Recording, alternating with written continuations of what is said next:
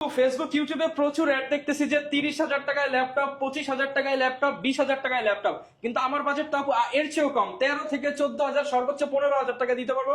আমার জন্য কি কোনো ল্যাপটপ আছে আপু? আছে ভাই, আছে, দুশ্চিন্তার কোনো একটা কারণ অপশন নাই। নাকি আরো অপশন আছে ভাই আপু? অনেকগুলো অপশন আছে, অপশন ঠিক আছে? আছে, অনেকগুলো অপশন আছে, কোয়ান্টিটি আছে, আপনি দেখে শুনে মানে বুঝে এখান নিতে থেকে আমি পারবেন, যেটা খুশি সেটাই নিতে পারবো? বেছে নিতে পারবেন, কোনো সমস্যা নেই। খুবই সুন্দর এই যে Lenovo ব্র্যান্ডের একটা প্রোডাক্ট।